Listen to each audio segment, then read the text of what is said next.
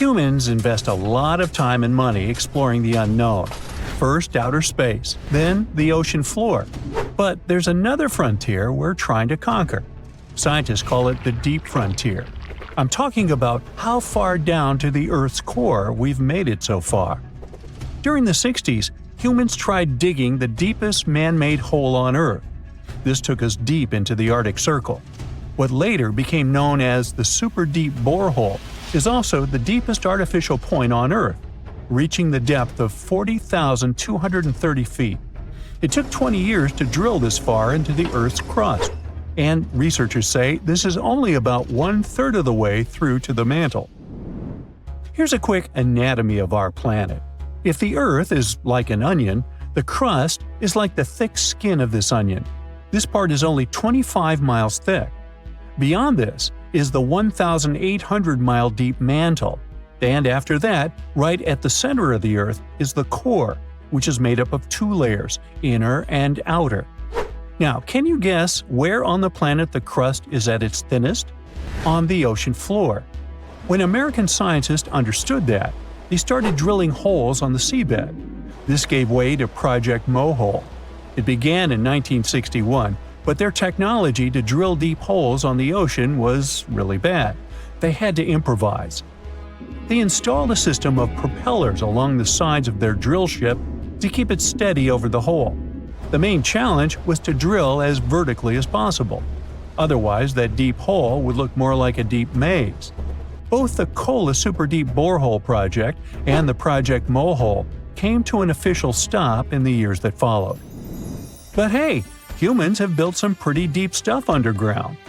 In 1963, a Turkish man took a swing with his sledgehammer to improve his basement and discovered a tunnel. That tunnel entrance led to more openings that connected a multitude of halls and chambers. He didn't know it, but he had discovered Deringoyu. This once lost city was up to 18 stories tall and 200 feet deep. The city was large enough to host 20,000 people, and it was simply standing beneath Cappadocia in Turkey the whole time. Cappadocia hosts hundreds of subterranean dwellings. 40 of these underground cities are at least 2 stories high, but none of them are as huge as Deringoyu. There's not a lot of historical accounts of how Deringoyu was born. Some speculate that the oldest part of the complex was dug about 2000 BCE by the Hittites. The Hittites were an Indo-European civilization who formed one of the first major civilizations of the Bronze Age in West Asia. Scholars think they built this underground city to protect themselves from invasion. Others think it was actually the Christians who built the city in the 1st century CE. They speculate that it could have been constructed to protect people from the intense temperature variations, extreme heat in summer and freezing cold in winter. Geographically, the terrain under Cappadocia is great for building. The rocks are soft, which makes tunneling easier. For that same reason, opening large caves underground is fragile. That's why most chambers have pillars that support them. On the bright side, and we are, none of the floors at Deringoyu have ever collapsed. The builders of Deringoyu thought of everything. The city was shut off from the world by huge rocks that hid its entrance. It was ventilated by a total of more than 15,000 shafts, around 10 centimeters wide. This way, they guaranteed enough breathing air in the upper levels in a way that they ended up being used as the living and sleeping quarters. The lower levels of this impressive maze were mainly used for storage. But honestly, they had it all: a room for a wine press, for domestic animals, small religious buildings. They certainly didn't spare any efforts to make that underground city as complete as an above-ground one. Now, speaking of impressive underground stuff, Switzerland has the longest tunnel in the world, built here on the Swiss Alps. This absurdly huge tunnel was built over 8,000 feet below the surface. Check this out. This is what the Gotthard-based tunnel looks like. The first idea to build the tunnel was put forward as early as 1947, but construction only officially began in 1999. It took them years to approve the project and then scout for the perfect location. Even so, The 73 different rock types that compose Massif turned the construction into a real challenge. Some of the rocks were as hard as granite, and others were as soft as sandstone. This meant they needed different approaches and equipment so the whole thing wouldn't crumble down. Overall, they had to excavate about 28 million metric tons of rock to make way for the tunnel. There were many other challenges to build that far into the earth. The deeper into the mountain they got, the hotter the temperatures were. Since there's no natural ventilation, temperatures would get as high as 115 degrees Fahrenheit, making it really hard for workers to endure. The tunnel stretches for 35 miles from one end to the other. During the construction, workers had to use 4 massive tunnel boring machines, aka moles, to penetrate through the massif. Each of these moles was around 1,400 feet long. But that was one of the best things they could do, since these machines limit the disturbance to the surrounding ground and help to produce a smooth tunnel wall. You'd never guess that the world's deepest basement belongs to the Sydney Opera House in Australia. The building goes as deep underground as it grows above ground. But this basement isn't just the Opera House's foundation, it's a parking lot. This unique parking garage penetrates 120 feet underground, or 12 stories deep, while most car parks are only 4 or 5 stories deep. But that's not all that makes it unique. You see, if they decided to build a normal rectangular parking space, this would end up eliminating a bunch of possible parking spaces. And since they wanted to maximize the space they had available, they had to come up with some superb structure. First, they opened up a man-made cavern to make that dream possible. Then they had to come up with a design. That's what led to the donut-shaped cavern, or what engineers call a double helix. This design shocked the engineering community for its innovative approach. But hey, it worked! Today, there is space for over 1,000 cars down there, which seems about right for an opera house. Let's wow once again real quick. Some underground structures may take up to an hour to reach. Take this gold mine in South Africa that lies around 2.5 miles below the surface. Yeah, you may think, hey, it's just a couple of miles, why does it take an hour to get there? But the conditions are hard and it's not for the weak. But Milan Ladina, an Ecuadorian runner, even completed a half marathon there, despite temperatures reaching 104 degrees Fahrenheit, high humidity at 80%, and an atmospheric pressure of 1.4, comparable to what divers experience 5 meters under the sea. Yikes. There you are, trekking across a desert on foot. It's hot, you're terribly thirsty, and now you gotta walk around this stupid wall. Wait, a wall in the middle of a sandy, lifeless nowhere? Exactly, a wall in the northern Saudi desert. Archaeologists have just made a super exciting discovery, and what they found was not just a single wall. No, it was a whole ancient walled city that might date back to 2400 BCE. They think this place was home to around 500 people and could have been used for 1,000 years. This discovery is groundbreaking. It means that the area could have been way more advanced than anyone expected. This city was well organized, with different zones for living, towers and strong walls for protection, and different sections for all kinds of daily life. This ancient city, now called Al-Natab, was basically an oasis town, and it's great since it can give us a peek into what life might have been like in this desert thousands of years ago. Apparently, they had clearly separated areas, like residential sections, a cemetery, farmland, and even a town center. This oasis city, found in the Khaybar area, is the first big organized settlement from the 2nd or 3rd millennium BCE that researchers have uncovered in northwestern Arabia. The first surveys show that this town, which covered about 6 acres, had several districts, including the residential area, the cemetery, and the legal one, with courts. The houses were set up in neat rows, all connected by small roads. Those streets kept the residential area separate from the rest of the town. Back then, most people in this region were nomadic herders, always moving around. But archaeologists have been sure that during the Bronze Age, Northwest Arabia had small walled towns and oasis centers scattered across it. These connected oasis towns were unique, offering secure places for people to live, store goods, and trade. They started showing the beginnings of urban planning, which hints that people of that time were already starting to settle down and organize communities more seriously. The research team estimated that there were about 50 homes in Al-Natab, but that number could go up to 70 as they keep digging. They think that a few hundred people lived there, and probably one of the coolest things is that some houses went up to 3 stories tall. Built on a slope near a couple of major trade routes, this city was set up in a prime spot. Now, one of the most impressive things about this place is its water supply. The oasis had springs and aquifers, which are underground water sources, and such conditions were perfect for farming. Those water sources meant residents could grow their own food, making the town self-sufficient. The outer walls probably helped control who could enter the town and get access to its resources.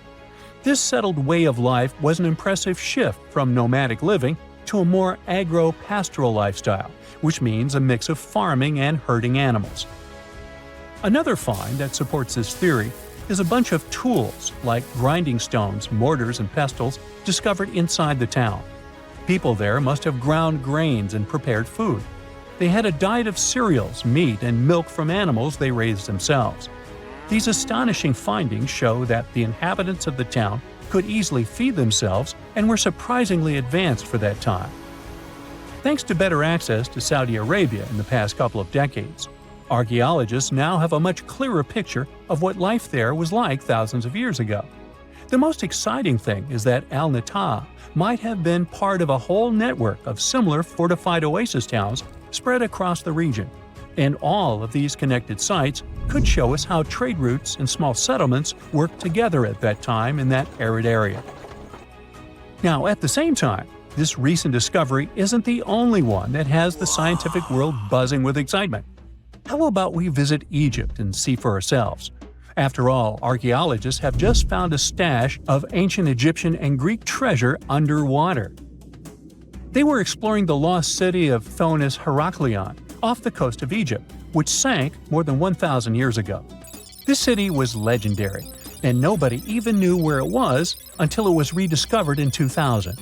Now they're uncovering more and more, and on this dive, they found a pile of gold and silver treasures. Those were probably used in rituals to bless Egyptian pharaohs when they took the throne. The researchers even found an ancient Greek temple dedicated to Aphrodite and some super-old Greek weapons. Frank Gaudio, the lead archaeologist, said it was astonishing that those delicate objects had survived the disaster that brought the city down. Back in its prime, Thonis Heraklion was one of the biggest port cities in the Mediterranean. It was a huge center of social life and was the main entry point for ships from Greece coming into Egypt. But tragically, due to rising waters, earthquakes, and a catastrophic tidal wave, the soil underneath the city literally turned into mush, and then the entire city sank into the Mediterranean. It was forgotten until Gaudio's team found it in 2000. Since then, they've been uncovering new parts of the city and piecing together its history little by little. If a lost underwater city doesn't seem impressive enough, we can travel to the Amazon. The discovery made there is truly mind-boggling. For centuries, people have talked about lost cities deep in the Amazon, like El Dorado, that mythical city of gold that lured Spanish explorers into the jungle. A lot of them never came back. Then, in the 1900s, a British explorer named Percy Fawcett went searching for what he called the lost city of Z, and he too disappeared. But now, finally, scientists have actually found proof that those lost cities in the Amazon were real all along. A team of scientists use a tech called LiDAR, which basically allows you to see through thick jungle from above by bouncing light beams off the ground. They flew over the jungle in Bolivia in a helicopter about 650 feet up and mapped out those hidden ancient cities. What they found were ruins of a huge urban settlement built by the Kasarabi people who lived there from 500 to 1400 CE. And it wasn't just a couple of buildings here and there. No, the LiDAR maps revealed massive urban centers, pyramids, platforms, roads, canals, and causeways, all carefully laid out. Turns out the Amazon wasn't just an untouched jungle. It was once home to big, complex cities. A scientist from the German Archaeological Institute explained that Europeans had long ignored the possibility of ancient Amazonian cities, but the LiDAR maps showed they were wrong. The new maps have revealed 26 sites, including 11 that no one even knew existed. Researchers have discovered two main city sites, Landivar and Kotoka.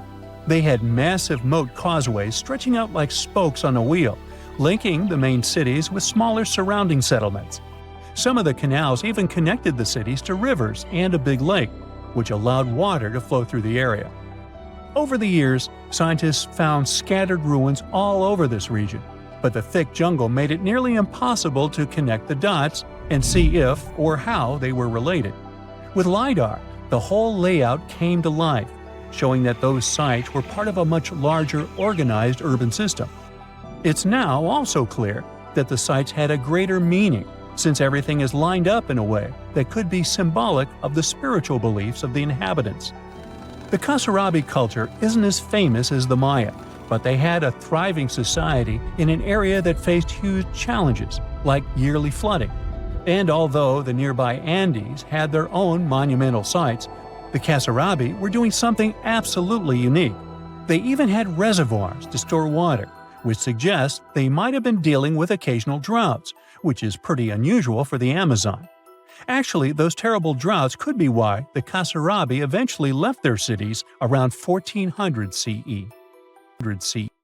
The unanswered mysteries surrounding ancient civilizations have been a source of inspiration for many conspiracy theorists. In fact, some of these mysteries are so interesting that many of us either already believe them or would like to. One thing is for sure though, none of those thousands of conspiracy theories have ever been, classified. Or have they? We're all aware that the CIA has done some questionable things throughout history for the sake of national security, but you wouldn't expect a book to be both a national and international threat. The CIA recently declassified parts of a book that talks about lost ancient civilizations and the catastrophic events that made them vanish thousands of years ago. This mysterious book was written in 1963 by a guy named Chan Thomas, and it was going to be published by Emerson House in 1965 until the CIA got involved. For some mysterious reason, they classified the book, and it was never released to the public until recently. But here's where it gets interesting. The book was declassified in 2013 due to the Freedom of Information Act, but it wasn't released to the public until 2016. And what was released truly raises a few questions. The original version of this document was 284 pages long, but the PDF essay that was released was heavily censored, with just 57 pages, which makes it 1/5 of the whole document. The pages were edited before they were released to the public in such a way that you wouldn't even notice that the other pages were missing. Now, no one really knows why this book was classified in the first place, but it has some interesting content from what I've gathered. The author of the book had quite the imagination and a huge love for ancient civilizations. And even though what he had to say is very thought-provoking, some of it is just bizarre. He believes that our planet is locked into a never-ending cycle of pole shifts and Earth crust displacements that are responsible for the mass extinctions of many civilizations which existed more than 6,000 years ago, even before the Sumerians. He believed that these events caused more damage to the Earth than meteors, and he bases this theory on a few artifacts that exist around the world, but weren't really noticed until recently. But I'll get into that in a bit. Those mass extinctions that the book talks about include the end of the Ice Age, when huge 2-mile-thick ice sheets disappeared from northern Europe, Northern America, and Canada, and caused 100 species to go extinct. And here's how the author illustrates his hypothesis. He believes that there was a geomagnetic pole shift which caused catastrophic changes to both the atmosphere and the Earth's crust, resulting in the extinction of many civilizations over time. Now, even though the geomagnetic pole shift is a real thing, it doesn't just happen overnight. It happens really slowly. only about every few 100,000 years, according to scientists. But it's a bit more complicated than it sounds. It is a well-known fact that the North Pole is somewhere above Alaska, and the South Pole is close to the middle of Antarctica. Now, these are the geographic poles, and they'll always be north and south.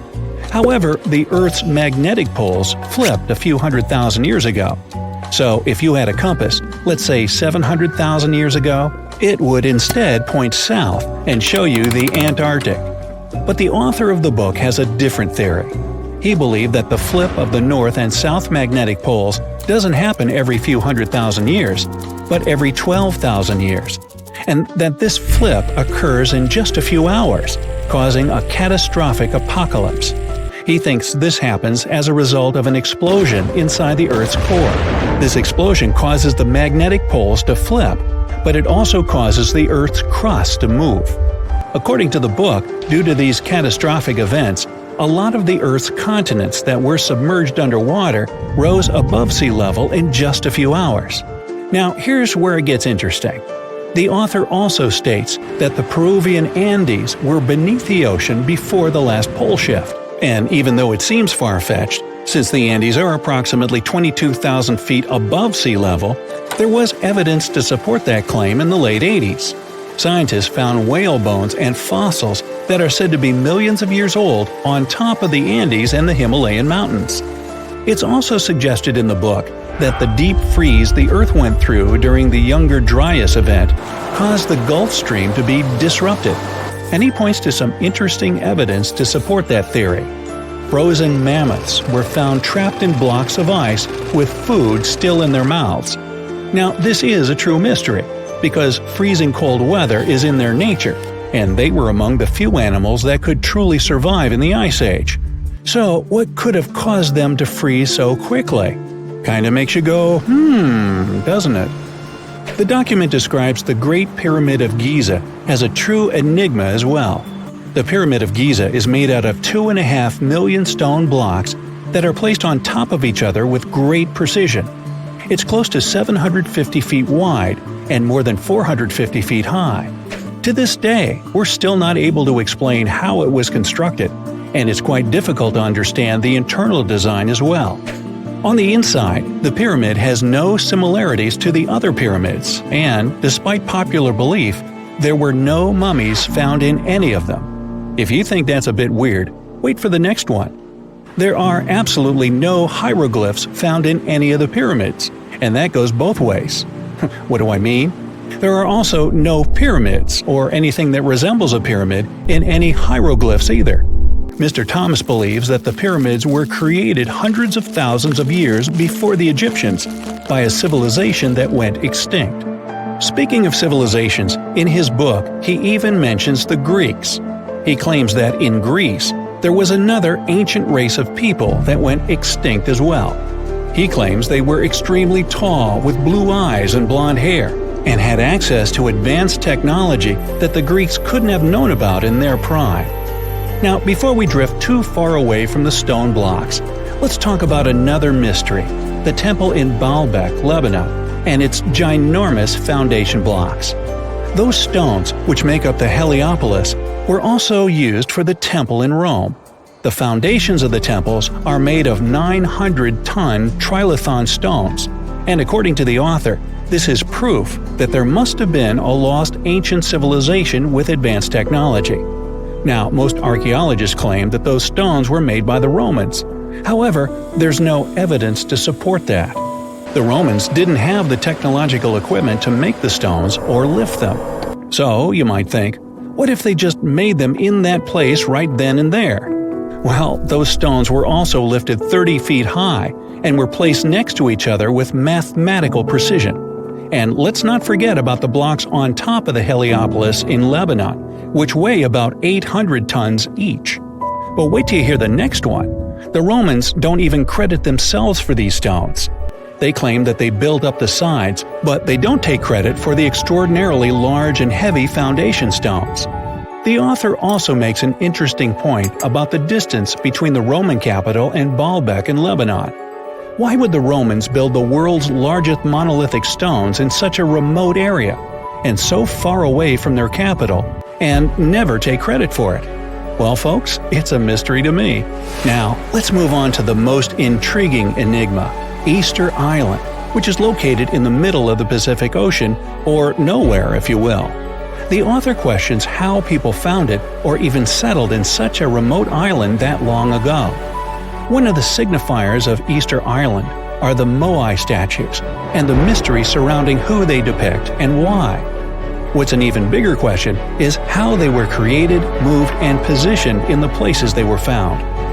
According to this declassified document, Easter Island was part of the now lost continent named Mu, and it was sunk in the Pacific Ocean in a disastrous cataclysm that happened during one of those pole shifts. The continent of Mu, according to the book, was as big as South America, and what we now call Easter Island is just what's left of that continent. The author also believes that this is what happened with the lost city of Atlantis as well.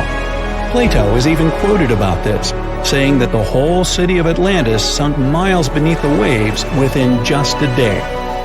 Even though the whole story sounds very intriguing and makes some interesting points, we know that, scientifically speaking, a cataclysmic pole shift causing entire civilizations to go extinct isn't possible. At some point in its long and very interesting history, our dear planet Earth was sort of snoozing, just doing its planetary thing, spinning around the sun. And then, bam, life starts getting fancy. Plants and animals start strutting their stuff, showing off their complexity. Fast forward a bit, about 65 million years ago to be exact, and a cosmic disaster strikes, or at least that's what we presume. An asteroid probably smashed into Earth, wiping out the dinosaurs and other big animals. We can't pinpoint specifics about the asteroid, but we do know that it was extremely large and it crashed into our precious planet, creating a dusty mess that settled everywhere. You can still find remnants of that dust layer in sedimentary rocks today. If you dig beneath it, you'll uncover a whole bunch of fossils. These prehistoric creatures were living it up before the asteroid crashed the party. Think of it as the planet going on a cleaning spree, leaving a bunch of empty spaces waiting to be filled. And guess who took the opportunity? Mammals! These furry little critters were the ones to rise to fame. But why is it that this disaster became such a great opportunity for mammals? It's pretty simple, actually. With no big bullies around, they grew, multiplied, and had a population expanse. All kinds of mammals joined to fill in the blanks. Primates, rodents, basically, the whole furry gang. We're talking about placental mammals, marsupials, and even egg-laying mammals, adding some serious variety to the mix. We like to think of primates as our closest relatives here on Earth. What's their story? Well, around 63 million years ago, just a couple of million years after the dinosaurs' final dance, the primates decided it was time for a family reunion. They split into two groups, the dry-nosed primates, who became the cool monkeys and apes we know today, and the wet-nosed primates, who went off to become lemurs and aye-ayes, hey-hays. The fun didn't stop there. About 58 million years ago, the dry-nosed primates began their own little mission. One special guest called the tarsier, arrived on the scene, featuring big eyes that were perfect for late-night shenanigans. This tarsier took a different path from its primate relatives, embracing its unique niche and evolving separately. To this day, the tarsier is the only primate that feeds exclusively on meat. These little guys have a taste for insects, small birds, rodents, and even lizards. But that's not all that makes them unique. Their eyes are twice the size of their brains. Also, their heads can do a full 180-degree spin, just like an owl. Because of their features, the tarsiers are the true kings and queens of the night. With their superpower of ultrasonic tracking, they can spot their prey instantly. Plus, their legs and feet are like springs ready to launch them into action. They've got this special ankle bone called the tarsus, which gives them those epic leaping skills. Hence the name, if you were wondering. But let's leave these little critters to rest and get back to our story, shall we? About 55 million years ago, the Earth cranked up the heat, literally.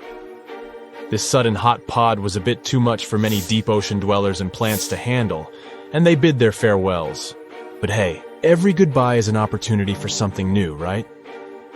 The oceanic mammals known as cetaceans, saw their chance and took it. They splashed into those empty niches, becoming the rulers of the sea. In this category of creatures, you can find the blue whale and the dolphin. A special primate guest made an appearance around 47 million years ago. Scientists now affectionately call the fossil of such a creature Ida. This little wonder caused quite a stir, initially hailed as the missing link in human evolution. But here's the hilarious part. It turned out Ida was not one of us dry-nosed primates, but a cheeky wet-nosed one. Moving forward to 40 million years ago. This is when another big event happened in the primate world. The New World monkeys, our distant cousins, decided to take a different path and branch off from our lineage of Old World monkeys. They packed their bags and set off to conquer South America, where they're still living it up today. What's the difference between the two, you might ask? Well, one crucial thing that sets them apart is the fact that the Old World monkeys had nostrils that pointed downwards. Around 25 million years ago, another troop of apes entered the scene, and these guys had something special: the lack of a tail. These unique creatures would go on to become our closest relatives. We're talking apes and great apes, the cool gang who share a whole lot of genetic similarities with us. The first ape to break free from the monkey madness was the gibbon. About 18 million years ago is when this little acrobat swung into the picture. A few million years later, the great apes made their grand entrance too. Orangutans were the pioneers, venturing into the wilds of southern Asia. We're getting closer and closer to the present. It was 7 million years ago when the great apes took a major fork in the evolutionary road. One path led to our ancestors, the future Homo sapiens, and the other path led to chimpanzees and bonobos. These two primate branches remained united for a few million years before finally going their separate ways. 5.6 million years ago, a game-changing ape called Ardipithecus made its way into our evolutionary history.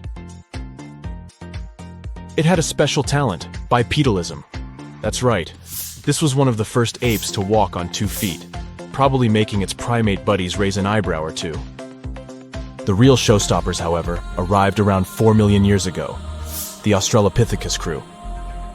These were the earliest members of the Hominina hominina subtribe, our tribe. What made them so special? Well, probably the fact that they brought some serious tools to the game. Stone tools, to be precise. It seems that at some point in their evolution, these clever primates started using stones to make their lives easier. Now here comes a crucial turning point in our story. About 2 million years ago, our ancestors faced a food shortage. Survival of the fittest was the name of the game, and 2 strategies emerged. Group 1 went for stronger jaws, allowing them to chomp on tough foods like nuts. Group 2 had a different idea. They opted for weaker jaws, but bigger brains. They wanted access to a wider range of food options. Obviously, the bigger-brained group took the prize. And here's where our gang comes into play. Around 2.5 million years ago, a type of primate also known as handyman made its mark on history. These clever beings had larger brains and knew how to put those neurons to good use. About 1.9 million years ago, a new star emerged, Homo erectus. These creatures not only walked upright, but also had brains that were almost twice the size of the handyman's. They took the world by surprise, becoming the first of our direct ancestors to venture out of the African continent. They even knew how to tame fire. Approximately 700,000 years ago, the world witnessed a culinary revolution. The earliest evidence of cooking appeared. And around 500,000 years ago, our ancestors decided it was time to become a bit more fashionable, donning the first evidence of clothing. Our very own species came to be just 300,000 years ago. Told you we were late to the party. But the world was never the same after the appearance of Homo sapiens, the anatomically modern humans, Alongside our other relatives, we emerged, ready to conquer the world with our innovative minds and complex societies. The exact path of our evolution remains a bit of a mystery. But what we do know for sure is that Neanderthals joined the party around at some point too. As Homo sapiens flourished, so did our capacity for language. Modern speech is believed to have emerged almost hand in hand with our species.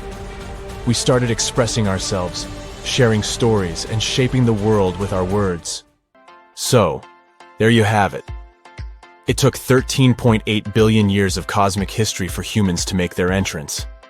Think about it.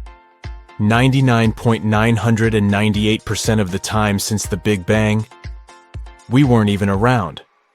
Our species, Homo sapiens, is the toddler of the Earth's family, existing for just the tiniest fraction of the universe's timeline.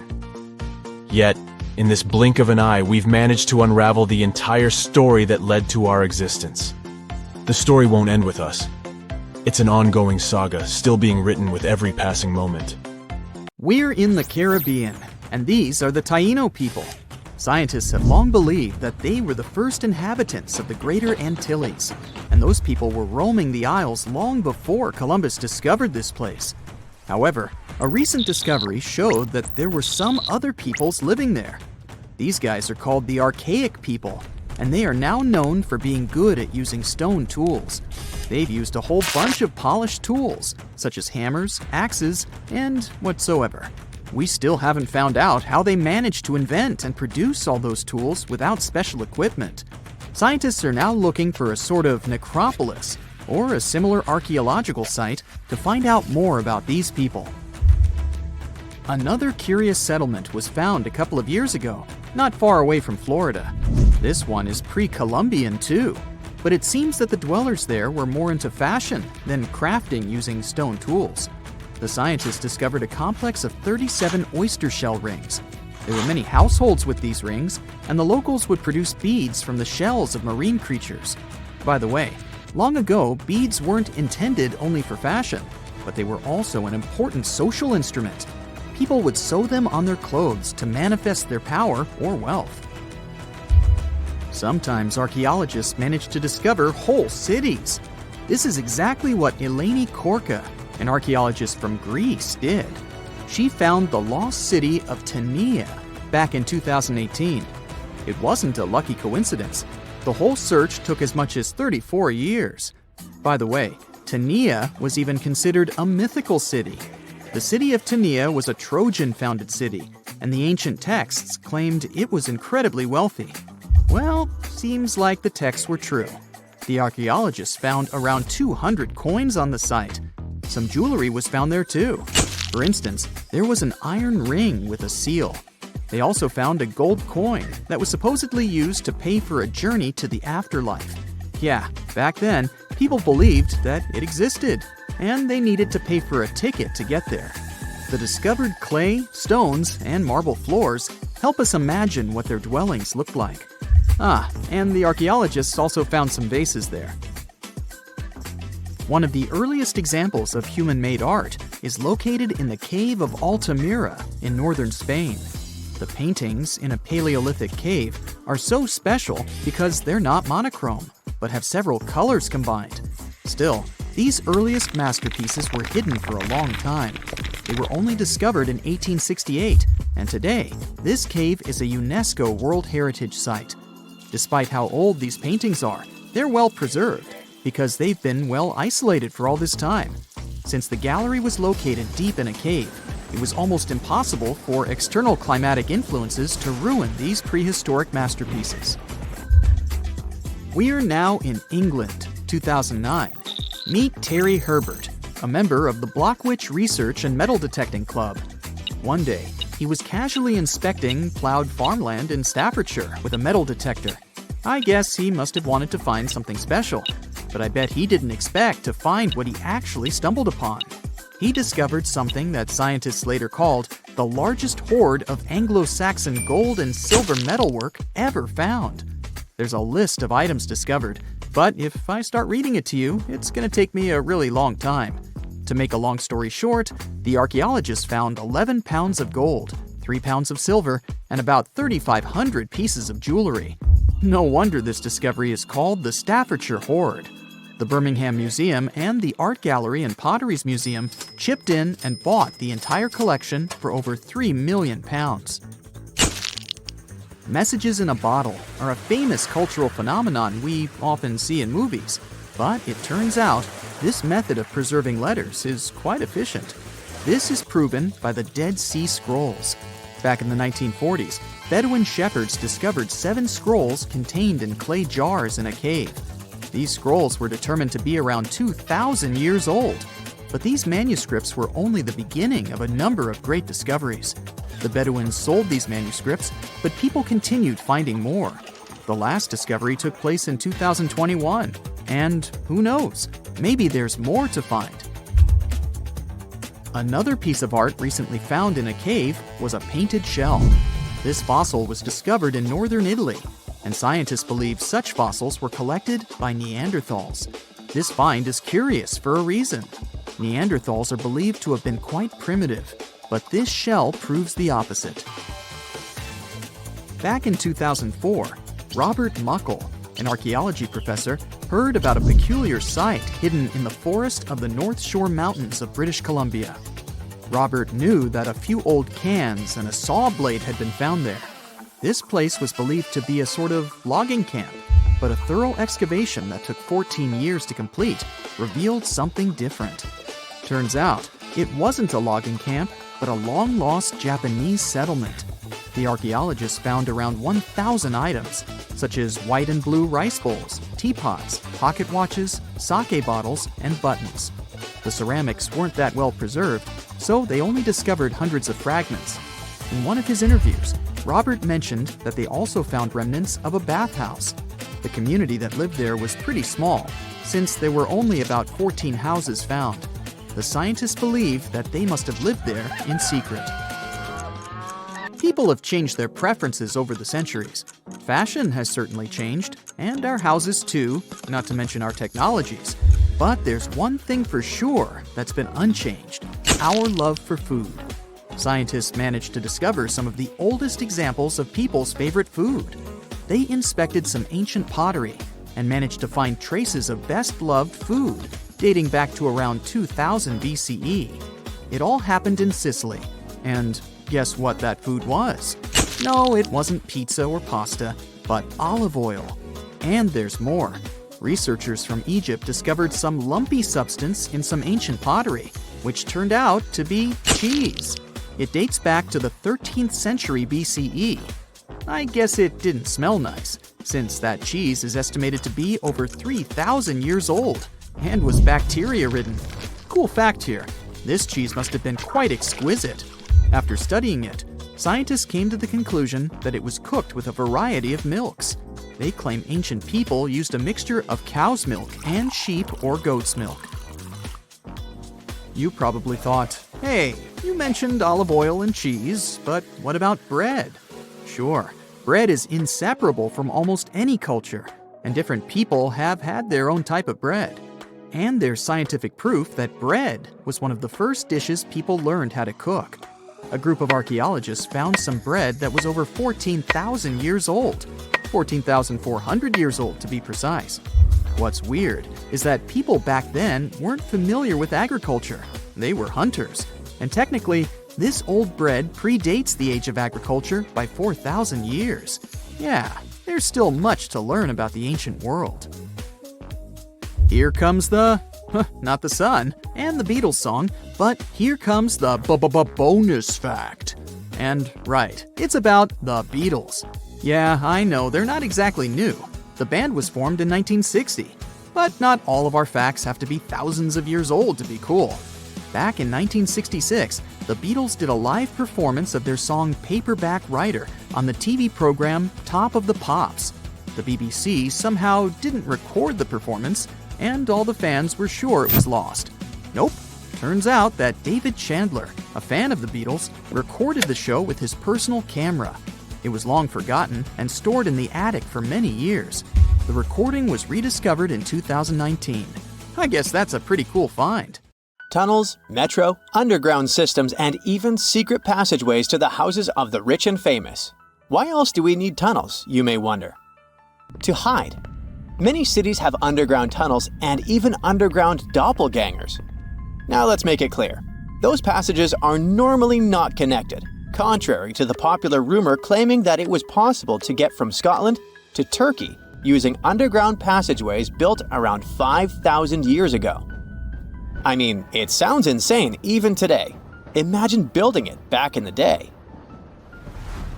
These tunnels have an official name, the Erdstall Tunnels, and they were most likely built in the Middle Ages. However, we still don't have the exact information about the date. The highest concentration of those tunnels are in Bavaria, Germany, but there are many of them in Great Britain and France too. Erdstall tunnels, a unique type of earthen passage found globally, are characterized by their narrow, oval-shaped corridors and tight choke points, known as schlups, or slip-outs. Despite speculation, their purpose remains a mystery. However, some of those tunnels have fireplaces and even vents, which might mean those were used primarily for shelter. Dating back to the Middle Ages, possibly as early as the 12th century, Erdstall tunnels lack archaeological signs and historical records, so it's not a surprise that there are many rumors about their use. Some scientists are sure those were storage spaces, though their narrowness makes this impractical. Another idea is that they provided hiding spots for farmers during tribal raids. However, their single entry point raises doubts about their effectiveness in evading threats. Now, if you're feeling like Indiana Jones and want to venture into those tunnels, you're in luck. A few structures, like the Erdstall Radkobluken in Austria, welcome visitors to explore these enigmatic structures. Most of them are closed to the public eye, though. The origins of Erdstall tunnels remain largely unknown, just like their real functions. And if you think, hey, it's the 21st century here, we can study pretty much everything, well, you're wrong. What makes these tunnels hard to study are the tight confines. Traditional surveying methods often prove inadequate in such spaces. To solve this problem, scientists use a handheld device that integrates an RGB camera, a gyroscope, and high-resolution depth sensors, allowing them to capture intricate details of the tunnels. They also use modern techniques like 3D surveying in hopes of uncovering the true origins and purposes of those tunnels. One hypothesis even suggests they may have been poorly conceived dwellings, abandoned when their inadequacies became apparent. Still, not everyone quite agrees with this idea. Other theories suggest they served spiritual purposes, while the most intriguing idea speculates that those tunnels may be remnants of extraterrestrial civilizations. Experts believe they may have been used for practical matters, such as granaries or hiding spots from looters. As we don't have exact info on who built it and when, it may be pretty much anyone, even a sloth. Nope, I'm not a lunatic. Sloths can build giant tunnels. Check this out. In 2009, a farmer in southern Brazil was driving his tractor through a cornfield when it suddenly sank into the ground. He quickly discovered he had broken through the top of an underground tunnel. When researchers came to investigate, they found a tunnel around 6.5 feet high and the same 6.5 feet wide, extending about 50 feet long right beneath the farmer's house. When they looked closer, they instantly saw deep claw marks on the walls. That was the proof the tunnel wasn't human-made. So that thing the farmer uncovered was a megafauna paleoburrow, a prehistoric tunnel dug by ancient creatures like giant ground sloths or giant armadillos from over 10,000 years ago. I know, it's hard to imagine those beasts, but let me help you. Take a hamster. Now, increase it to the size of an elephant. Don't forget, this 13-foot-tall hamster could also walk on two legs. During their time, around 15 million to 10,000 years ago, many species of sloths and giant armadillos roamed the Americas, some even digging similar tunnels. Today, many of these tunnels are filled with sediment, though some remain clear. similar to the one the farmer discovered. This 2009 find sparked significant interest, leading to the discovery of over 1,500 paleo burrows across southern Brazil, making it the era with the highest concentration of such sites worldwide. But no one knows exactly why there are so many of them in southern Brazil. While some paleo burrows exist throughout South America, none have been found in North America, which is weird since those huge sloths roamed the entire continent. The exact purpose of these large tunnels remains a mystery, but scientists believe they may have served as nursing spaces, temperature regulation, or hibernation areas. Tunnels likely developed over centuries as successive generations of sloths and armadillos expanded them. Now, let's take a look at fugus. No, not the Japanese fatal delicacy, and no, not a town in New Guinea. To see them, we gotta travel to the UK. So fugus are underground structures too, but they don't look exactly like tunnels. They are dry stone structures. They look as if a cave had been decorated with stones from the inside. There are only around 15 of them found so far, and most of them are located in Cornwall.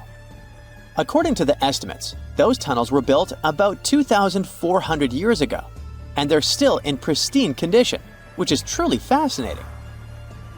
I mean, back in the day, people had no cool machinery whatsoever, yet their structures still last. And if you dare to buy an apartment today, well, chances are you won't be too happy about the quality. Going back to our fugus, there's nothing extraordinary about their supposed purpose. They could be used for spiritual purposes, as a place to hide, or a food storage. The latest application, though, is a bit weird. I guess it's not a secret for anyone that England is famous for its excessive humidity. And if you want to store your food properly, you gotta avoid the humidity at all costs. Otherwise, say welcome to mold and fungi. But ancient people weren't dull-witted at all, or they wouldn't have survived, and you and I wouldn't be around now. So they might have adapted those fugus to store just some products, those that already had natural molds in them, assisting in the preservation of perishable food, like milk, butter, and cheese. But hey, those are just speculations. The true reason why they were built remains unknown. What makes fugus unique is that they are intentionally built tunnels, not just excavated mines like those in Wales. They were crafted by digging deep trenches, lining them with stone slabs, covering them with capstones, and then filling over them, all of which took significant time and effort. Still, no matter how hard those were to construct, cities around the globe are often built over intricate tunnel systems, each unique to its location.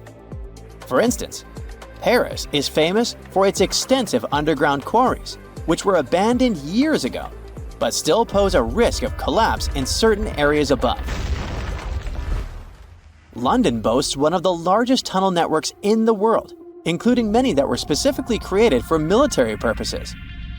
In New York City, there are rumors of secret tunnels, while Los Angeles has old tunnels from the Prohibition era used for speakeasies.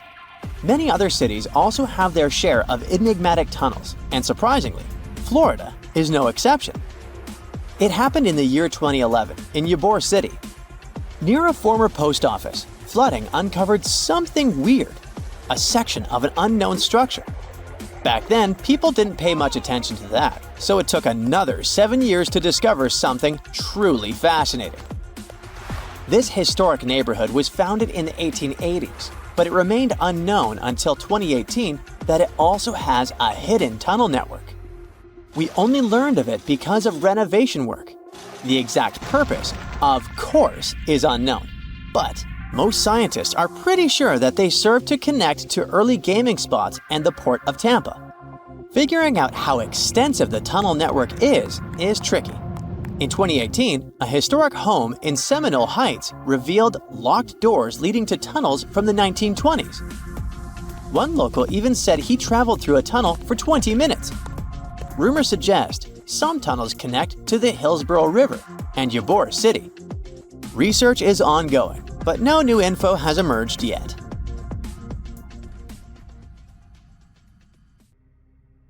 Strange and amazing items are discovered often, but figuring out what our ancestors were up to is pretty tough. Especially when all you have are just some rusty cups and cave drawings. It's no surprise that even the experts in lab coats sometimes make mistakes. But it's not just about dusty plates and huge stones. Sometimes there's even humans with large heads.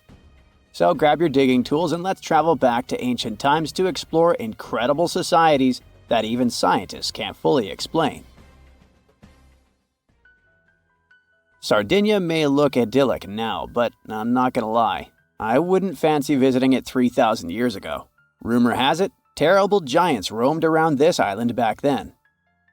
People even talk about finding human skeletons over 13 feet tall there, although nobody's ever shown anything to prove it. But the stories will make you wonder because some weird stuff has definitely happened.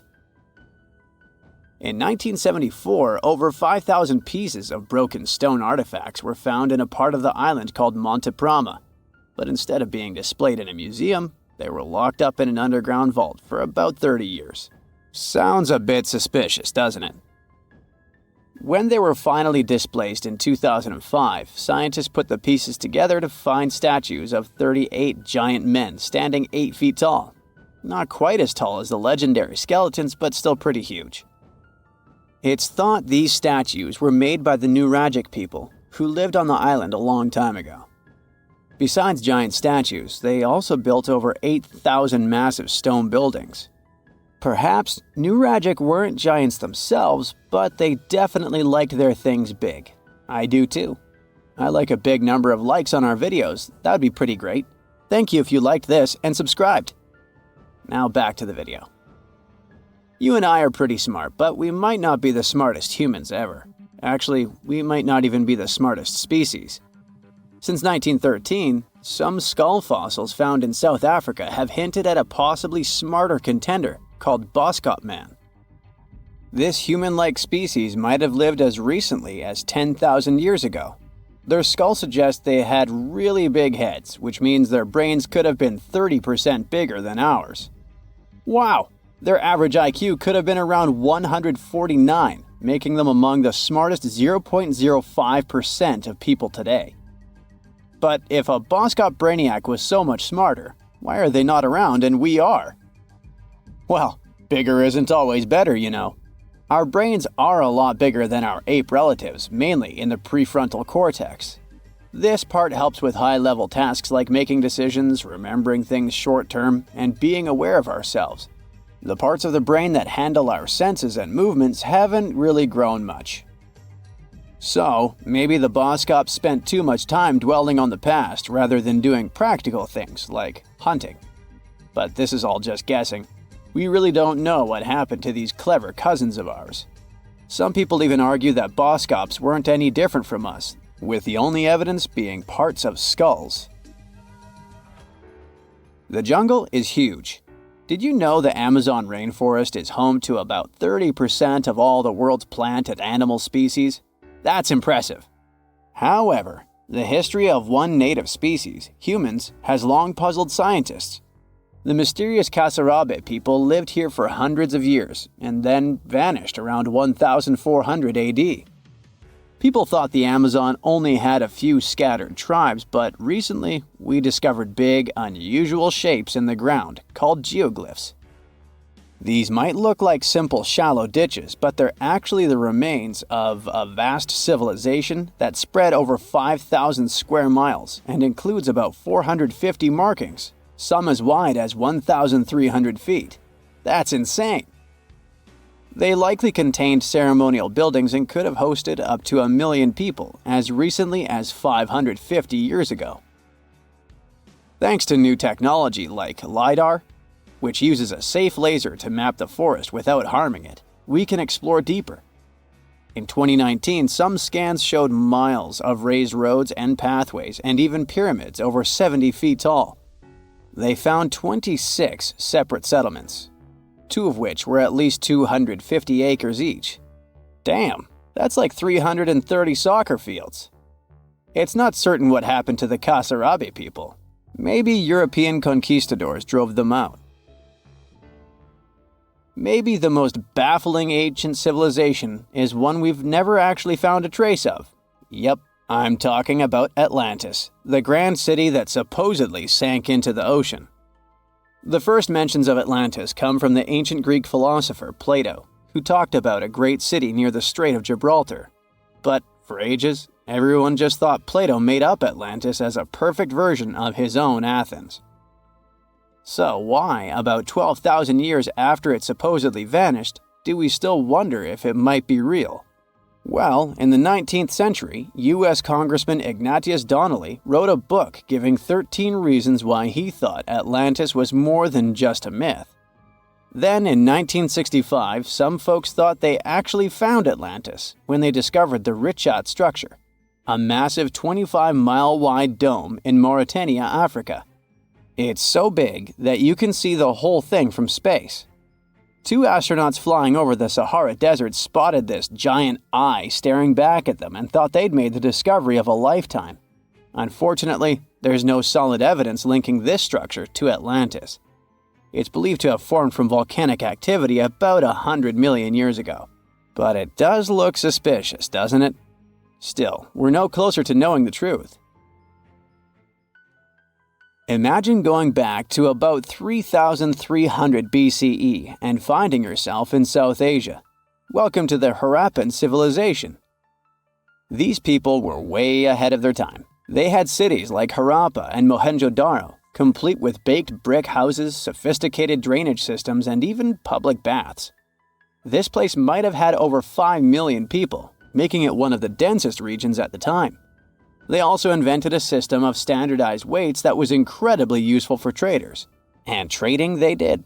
These people had connections stretching all the way to the Middle East, thanks to their great skills in metallurgy. They even had a form of ancient branding. The seals were used to stamp clay on tray goods. Despite being so advanced with a thriving urban life, there's a whole bunch of mystery shrouding their language and script. We've got bits and pieces of their writing, but no one's deciphered them yet, even with all the technology we have today. We also still don't know how exactly their society worked. It looks like they didn't flaunt their social status as much as other civilizations. No grand palaces or massive monuments. Instead, their largest buildings might have been granaries. They sure were practical. Unfortunately, all good things must come to an end. Around 1800 BCE, this bustling civilization started to decline, possibly due to shifts in river patterns. As the environment changed, the Harappans packed up, moving towards more hospitable lands. Ever heard of the Minotaur? The beast with a bull's head and a man's body, hunting the bravest travelers in a massive maze. Well, this wasn't just any old tale. It was one of the most popular dramas of the ancient world. And it was inspired by this place, the island of Crete. The Minoans lived here during the Bronze Age. They had stunning palaces, amazing frescoes, and a culture so rich it still fascinates historians to this day. They built places like Knossos, which was so complex with its multi-story buildings and elaborate hallways that it might have inspired the whole labyrinth myth. Their engineering was so ahead of its time that even their drainage systems were more advanced than what many of us have today. Let me know in the comments which of these stories you find the most fascinating, and thanks for watching. There's this interesting ancient site near St. Louis, Missouri, that a lot of people don't know about. It's called Cahokia, and it used to be a huge city with up to 20,000 people living there back in the 11th century. It's full of these massive earthen mounds that were built by hand, and the biggest one is still there today, at the Cahokia Mound State Historic Site. Even though we don't know everything about this civilization, researchers have been able to piece together some information from the remains they've found. For starters, they found some pretty old teeth at this site. After studying their appearance and structure, scientists suggest that a lot of different indigenous groups lived there. About a third of them came from other areas in the middle of the continent, which they figured out by studying the different levels of various substances in the teeth. And get this, the way the mounds are arranged, shows that this was actually a planned-out city, not just a bunch of villages grouped together. The rulers lived on top of the mounds, while everyone else lived in other structures. It's amazing to think that they were doing things like farming, hunting, logging, pottery, and weaving, all within this one giant city. Right in the middle of Cahokia, there was this giant mound that was about 100 feet tall, and around it, there was this huge wooden fence. Inside the fence was the city center, which had a big open space called a plaza. Archaeologists think that the plaza was designed to represent the 4 cardinal directions of the world. It was like the people who built it wanted to create a place that was in harmony with the universe. The center of the city was where they held ceremonies and events, and it was such a big deal that people from outside Cahokia would come to be a part of them too. What became of this city? Hard to tell. Some people think that the reason it fell apart is that they cut down too many trees and the land got all messed up. Other scientists believe that's not true, because the soil was still in pretty good shape after the city was gone. The Europeans were not even around at that time, so they couldn't have influenced the downfall of Cahokia either. There's also one theory that suggests there were fights with other communities that caused the city to collapse. These days, there are over 65 preserved mounds, and you can even climb the steps of the tallest one. The best part is that local authorities are thinking of making it a national park, so you should totally plan to visit before it gets too crowded. Mohenjo-Daro is another lost ancient city that's still surrounded by mystery. Located in modern-day Pakistan, it was a city that flourished during the Bronze Age, and it was extremely advanced for its time. It had things like water systems and fancy architecture that other cities didn't have back then. Despite these features, it's not as well known as other ancient cities, like those in Egypt or Mesopotamia. What's even weirder is that at some point, the city was abandoned, and no one knows why. Archaeologists found the city in 1911, but it took a while for them to realize how important it was. Eventually, they uncovered a lot of really interesting things about the city, like its advanced sanitation system. Excavations uncovered over 700 wells, as well as private baths and a large communal bath. Remarkably, even private homes had toilets, and waste was efficiently disposed of through a citywide sewage system. They also had a lot of trade connections and made some really beautiful objects, like pottery, jewelry, and figurines that were sold all over the region. Despite its amazing culture and knowledge, scientists have yet to figure out why the city was abandoned. Some people think changes in the nearby river might have had something to do with it. The writings that the people of Mohenjo-Daro left behind are still a complex code, even for the most skilled specialists, making it even harder to piece together their history. Have you heard of the lost city of Kolmanskop? It used to be a small settlement in the Namib Desert. Legend has it that it got its name from a man named Coleman who got stuck in the local dunes and was never seen again. But that's not the interesting part. In 1908, a railway worker found a shiny stone and showed it to the chief railway foreman, who turned out to be a hobby mineralogist. They discovered it was a diamond, and soon, Kolmanskop became the richest town in Africa and one of the richest places in the world. It had luxurious stone houses, a school, a hospital, and even an ice factory to produce ice for fridges. The hospital had the first X-ray machine in southern Africa, which was supposedly used to check if workers were illegally swallowing diamonds. Its popularity began to decline in the late 1920s when another diamond-rich location was discovered nearby. Most of the inhabitants soon began to flee the city in search of a better life, leaving the buildings abandoned. In 1938, all machinery was taken south and the town was left to the desert.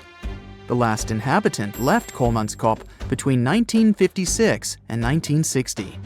The hot climate and low humidity have preserved the structures over time, and tourists can now visit this desert ghost town. You've surely heard about this next ancient city, Machu Picchu. It's this incredible ancient location in Peru. It stretches across a huge piece of land in the Andes Mountains and sits high above sea level. It's even considered one of the wonders of the modern world. But here's the thing. Scientists aren't exactly sure what it was used for. It could have supported up to 750 people, but there aren't a lot of human clues left behind. Some people think it was more of a spiritual or ceremonial place, while others believe it may have been like a fancy spa retreat for the nobles. The extensive terraces might mean it was used for crop testing or as a trading hub. And there's even a theory that it was used as a prison because they found a cell-like area too. It's amazing that even today, archaeologists and historians are still puzzled about how it was built. Did you know that they probably didn't even use wheels for transportation? And those massive granite rocks were somehow pushed up the steep Andean mountains, even though most of them weighed a lot. Some historians think that hundreds of people worked together to push each rock up the peak. The huge stones at Machu Picchu are also so close together that you can't see any cracks between them. It's pretty cool because it also makes the area safe during earthquakes, which is important since Peru is a shaky country. But how did the stones stay put during all those quakes? They actually move a little bit, but then they go back to their original spot, almost like they're dancing. Some people think wet wooden wedges were used to keep them in place, but that doesn't really add up, considering how big the structures are. Locals back then also seem to have built Machu Picchu without using any pack animals or iron tools. They had to sculpt and put everything together using mostly their hands. Plus, the citadel is built on a fault, so they had to move a bunch of stone and earth to make it flat. Scientists also think that the real construction is actually underground because of the deep foundations and drainage system. In fact, there's a hidden water system that was just recently discovered using 3D scanning. They didn't even use mortar to put the granite blocks together. They were so precise that you can't even fit a sheet of paper between them. One theory suggests that people that lived there used stone tools made of a harder material than the stone they were cutting. You're way more Neanderthal than you think, at least when it comes to your DNA. These ancient hominids were shorter and stockier than humans today. They made stone tools, used fire, wore clothing, and had some rituals of their own. The official theory says that they went extinct 40,000 years ago, but a new study says Neanderthals probably never really disappeared completely, but could have mixed with modern humans. It looks like every modern human has about 3% of the Neanderthal genome in their DNA. If it's accurate, it means Neanderthals were more connected with our ancestors than we previously thought, and shared a long history of living together. Neanderthals were very close relatives of modern humans, but our families separated about 500,000 years ago. More than 10 years ago, scientists discovered that Neanderthals had families with the early humans who traveled out of Africa. Because of this, people living outside of Africa today have about 1 to 2% of Neanderthal DNA in their genes. We now have only 3 really good examples of complete genetic code from these ancient hominids. The first one comes from bones found in a cave in Croatia that are 50,000 to 65,000 years old. 2 more examples, which are about 80,000 and 50,000 years old, were found in caves in Eurasia. Scientists still aren't sure as much about how modern human DNA got into the Neanderthal genetic alphabet because they don't have enough material to study.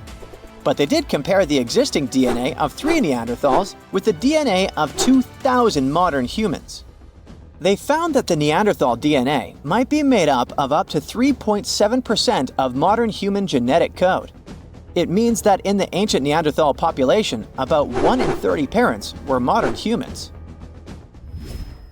The scientists found that modern human DNA got mixed into the Neanderthal genetic alphabet during at least 2 periods when humans and Neanderthals were interbreeding. This happened once about 200,000 to 250,000 years ago, and again about 100,000 to 120,000 years ago. There might have been other times they mixed, but we can't see those in the DNA we have now. Another recent study, which hasn't been fully checked by other scientists yet, says that most of the Neanderthal DNA in modern humans came from one big period of mixing, about 47,000 years ago, that lasted for almost 7,000 years. Scientists found skulls that are about 100,000 years old in 2 caves in the Middle East. These skulls look like they belonged to early modern humans, but have some features like bigger eyebrows that might show they had Neanderthal DNA. This could be because of gene flow from Neanderthals, and it fits in the mixing time frame. The study also looked at the genetic differences in the 3 Neanderthal genomes and found out that Neanderthals had an even smaller population than scientists thought before. It could be another proof that Neanderthals didn't just go extinct, but became part of the modern human gene pool. Many groups of modern humans left Africa and mixed with Neanderthals so much that Neanderthals couldn't stay separate.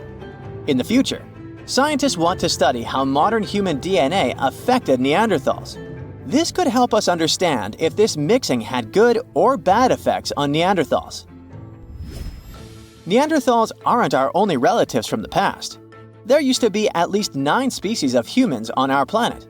One of them, Homo habilis, earned the nickname handyman because stone tools were found with its remains. It lived in eastern and southern Africa. This early human had a slightly larger brain than its older relatives and an ape-like face. Homo habilis was about 4 feet tall and ate a variety of foods. For a long time, scientists thought Homo habilis was the oldest member of our human family. But new dating methods have shown that Homo erectus, another ancient human, might be older and not related to Homo habilis. Homo naledi is a more mysterious member of our human family, discovered in a South African cave in 2013. It's the only region of the world where their remains were found. They walked on 2 feet, but were also good at climbing trees. They were small, about 4 feet 9 inches tall, weighed around 88 pounds, and had small brains. We don't know much about how they lived since we haven't found stone tools or other cultural evidence. But some scientists think they might have buried their deceased and made cave art. In 2010, scientists found some fossils in a cave in Siberia, but they weren't sure what species they belonged to. These fossils are from a group called the Denisovans, who lived between 194,000 and 51,000 years ago. We don't know much about them because we only have a few fossils, but DNA analysis has shown that Denisovans were closely related to Neanderthals and modern humans. They even had families with early humans, especially in Southeast Asia. There aren't enough fossils to give Denisovans their own species name, but their genes are found in modern humans, which means they might be part of our own species. As scientists study more about Denisovans and fossils in Southeast Asia, we might understand better how different species fit into the Homo family tree. In 2003, they found fossils of a very small human-like species in a cave on the island of Flores in Indonesia. These tiny people lived between 100,000 and 50,000 years ago. They were only about 3 feet 6 inches tall. Scientists think they might have come from another species, Homo erectus, and became smaller over time because they lived on an island with limited food. Because of their small size, they're often nicknamed hobbits. Around 40,000 years ago, Homo sapiens, yep, that's us, were the last humans left out of many different kinds of human-like species that walked on 2 legs. So, the logical question is, what happened to the others? And what did we have to do with their disappearance? Some scientists think we survived because our offspring lived longer, or because we were better at handling changes in the weather. Others think we might have competed with other human species, or maybe mixed with them and shared genes. About 300,000 years ago, the first Homo sapiens lived in Africa. They didn't look exactly like us, but they were more similar to us than other early humans. They had tall, round skulls with almost straight foreheads. Unlike Neanderthals, they didn't have thick brows or jutting jaws like Homo naledi. They also had chins, which no other early humans had, though we still don't know why. Homo sapiens lived in bigger groups and had more genetic diversity compared to other early humans. This helped us in many ways, not just in staying healthy. Having big social networks across different places was like having a safety net. If we ran out of food or water, we could go to other groups we were connected to, and they would help us because we weren't strangers, we were family. These big networks also helped these early humans share new ideas and inventions. A big simulation showed that later species of humans could live in many different environments because of these wide networks and the ability to adapt. We know that Neanderthals were really smart, but Homo sapiens might have been just a little bit smarter. Small inventions like weaving and sewing needles could have given Homo sapiens an edge. Scientists have found evidence of weaving from 35,000 years ago and sewing needles from 30,000 years ago. Weaving lets you make things like baskets and nets to catch food. Sewing needles help you make better clothes and tents, which keep you and your youngsters warm and safe, which is very important for survival. Remember the Neanderthals? Our superstar humanoid cousins of the Pleistocene era in all their wide-nosed and slope-foreheaded glory? They roamed through Europe and Asia for over 350,000 years before they vanished. This was around the same time our ancestors, the Homo sapiens, decided to take a vacation from Africa and explore the world. We may never know what truly happened to the Neanderthals and why they didn't make it to the present times, but thanks to some hefty archaeological digging and impressive fossil finds, we now know a bit more about them.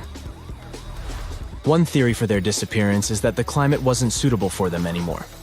Supporters of this idea think Mother Nature turned on the Neanderthals and sent them packing. Unfortunately, if we look at Neanderthal archaeological sites in Italy, for example, there are no signs of weather catastrophes that could have wiped out this entire species. Others believe there was a bit of resource competition between Neanderthals and humans. That's why specialists also dug around several other archaeological sites where Neanderthals and sapiens might have rubbed elbows for about 3,000 years. In this case, it does seem that the Neanderthals were a bit behind with their tools. Their technology was like flip phones in the age of VR. But who knows if these two species ever crossed paths in that particular region? The evidence is still fuzzy. How they went extinct isn't the only information we're curious about when it comes to Neanderthals. Other scientists, for instance, are trying to decode some of the Neanderthal molecular barcodes to identify their specific traits, some of which you might share, believe it or not. Sure, Neanderthals as a whole species did, in fact, go extinct, but that's not to say remnants of their DNA can't be found in humans. Now, you know how things go when folks live near each other. Some genetic mixing was bound to happen. The evidence? A dash of Neanderthal DNA which was found in modern folks.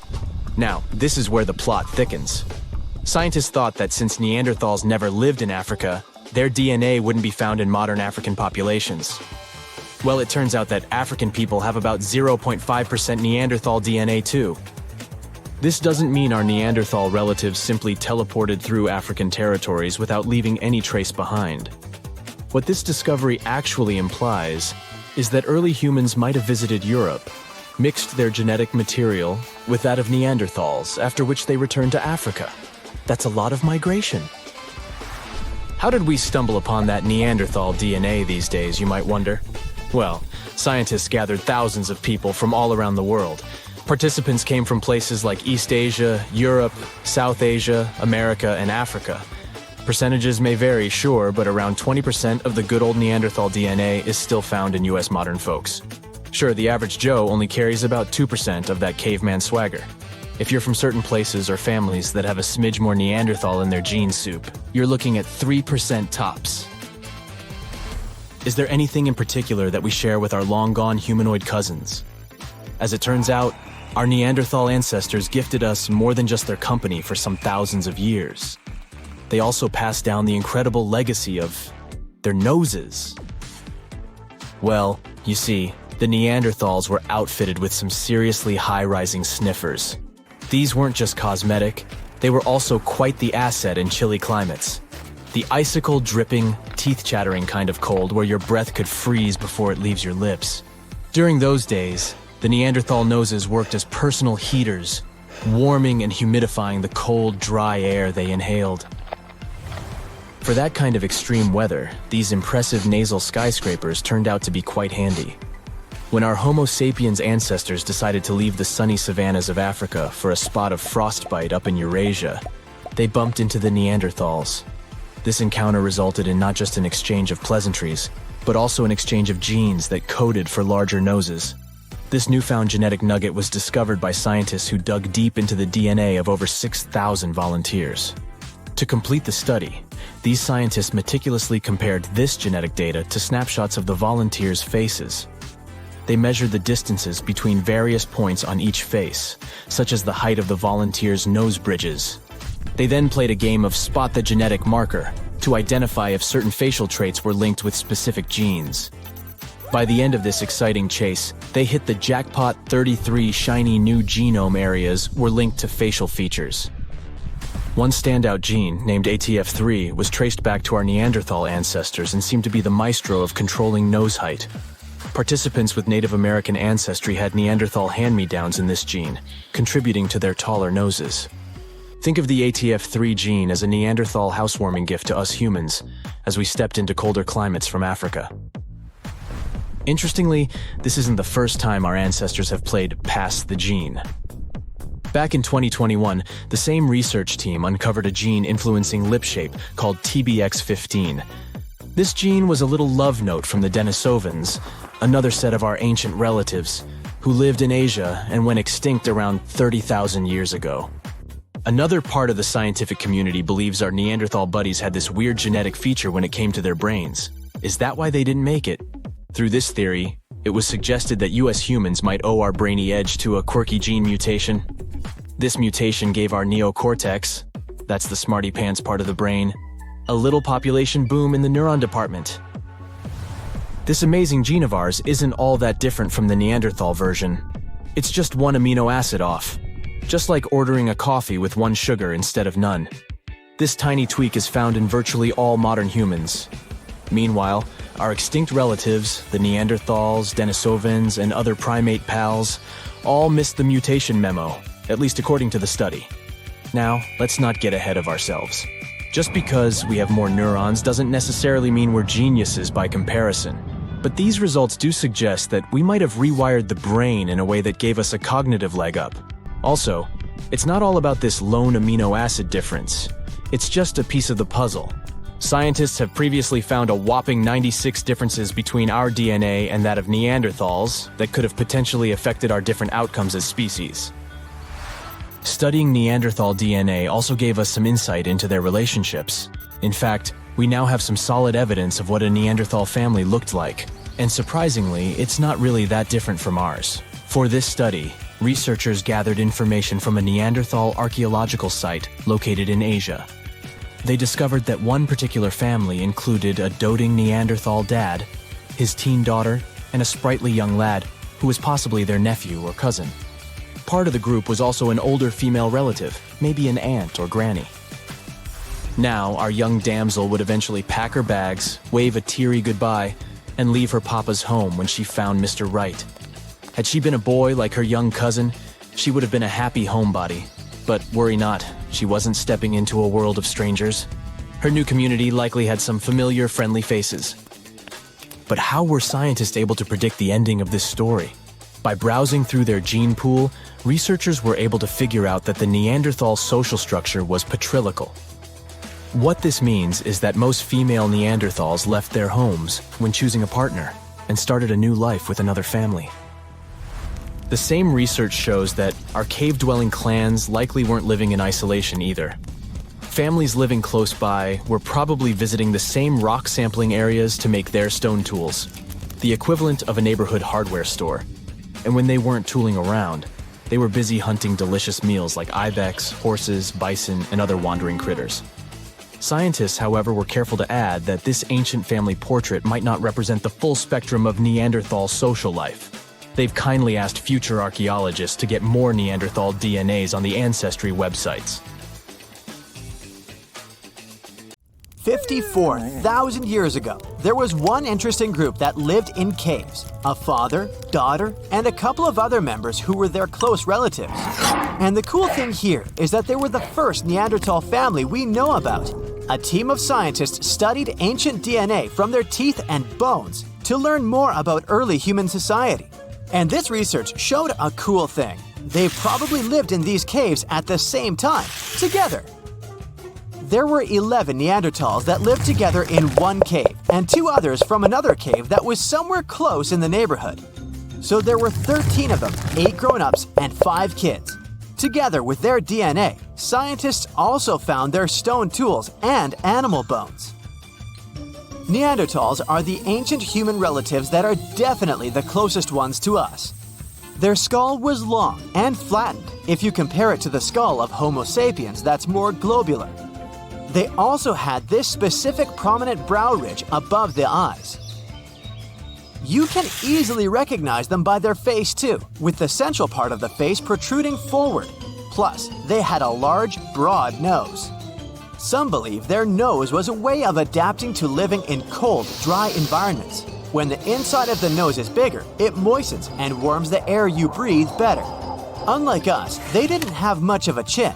Also, scratch marks on their front teeth tell us Neanderthals used them like a third hand when they would prepare food and work with materials they used. Their bodies were strong and muscular, with wide shoulders and hips. Their average height was 5 to 5.7 feet, with a weight of 140 to 180 pounds. Their stocky appearance with short lower arm and lower leg bones minimized their skin surface, better protecting them from the cold. Their lifespan was about 30 years, even though some of them lived longer than that. Neanderthals would dwell in regions that are now Europe and Asia for over 350,000 years. They disappeared somewhere around 40,000 years ago. That's about the time we could find traces of Homo sapiens in Europe. Their families were close-knit groups of 10 to 20. That's a lot less than the population of any ancient or modern human community. It's more like the size of groups of endangered species that are close to going extinct. These Neanderthals lived in their caves with small communities, but they didn't live isolated from the rest of their kind. They relied on each other for survival. They took care of one another, especially those who couldn't care for themselves. Also, their caves aren't as primitive as we might imagine. For example, they had a hole close to hearths and they would probably use it to heat water. Also, they would organize their space. They had sleeping areas, parts of the cave where they could leave trash, and areas where they could make stone tools and prepare their food. They would travel through the river valleys to catch their prey, such as bison, ibex, horses, and other animals. They were skilled in planning their strategies. Some studies showed they were aware of reindeer migration patterns, so they would plan their actions according to their predictions of where their prey could move. One of the biggest animals they would go after was the woolly mammoth. You know them, a relative of modern elephants covered in fur with a weight of up to 12,000 pounds that went extinct a long time ago. And studies showed woolly mammoths and Neanderthals shared some genetic traits. It's not that surprising when you think about it. Both species developed from African ancestors before they managed to adapt to the cold, harsh climates of Eurasia during the Ice Age. So they faced similar conditions and both went extinct at about the same time. Neanderthals also used stone to make tools, similar to ones other early humans used, such as scrapers and blades made from stone flakes. These tools scientists found in both of the caves they studied are created using the same raw materials. That means the communities probably hung out and interacted with each other in some way. Until the 20th century, many thought that Neanderthals were very different from modern humans, considering their genetics, physical appearance, and behavior.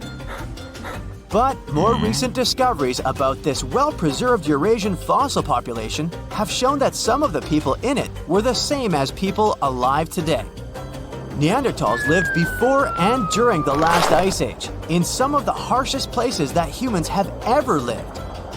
Besides their tools and catching animals, they also gathered plants from around their area. They would also eat cooked vegetables relatively often.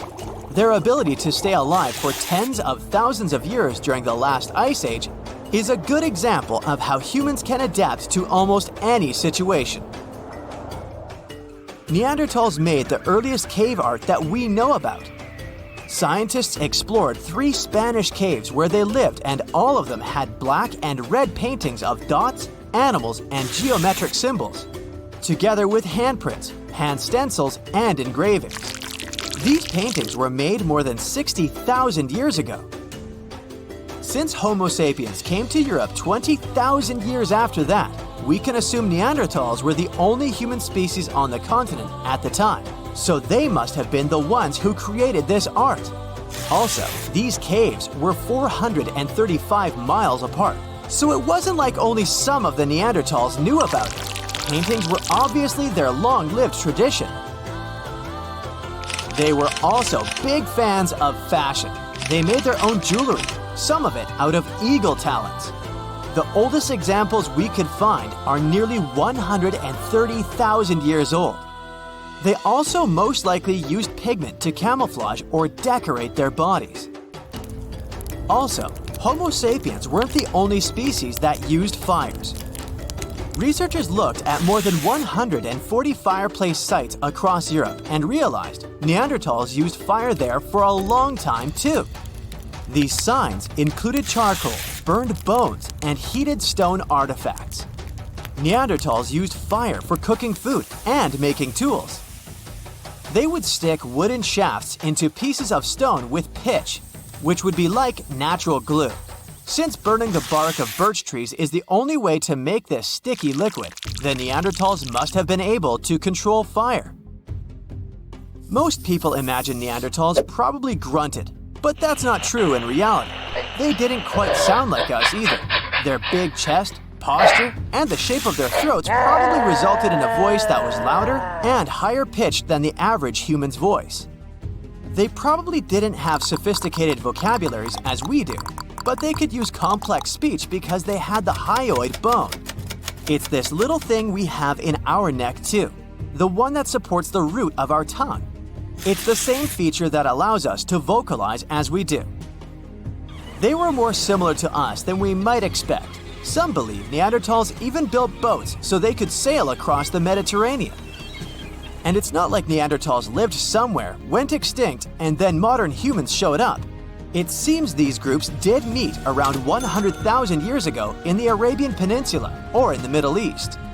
That's when the first groups of modern humans were moving from Africa.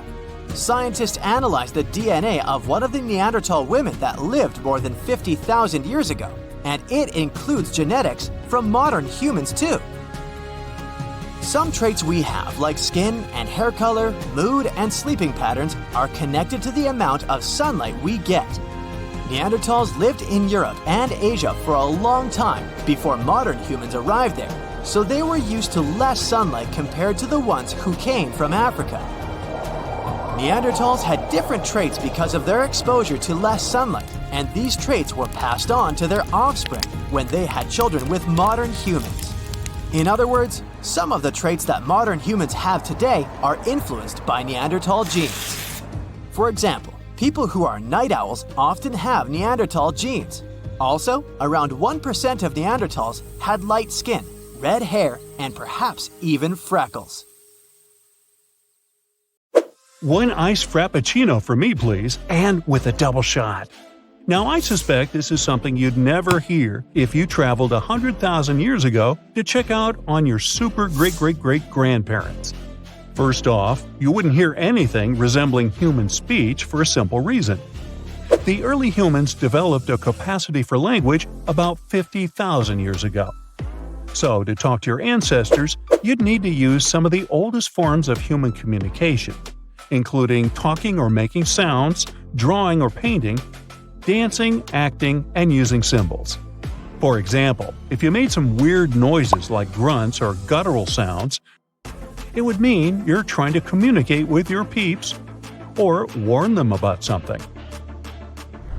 Another reason why no one would grab iced frappuccino back then is that 100,000 years ago, Earth was going through a serious ice age. Who wants an icy, refreshing drink in the middle of winter? It wasn't quite a full-blown glacial period, but it was definitely way colder than it is now.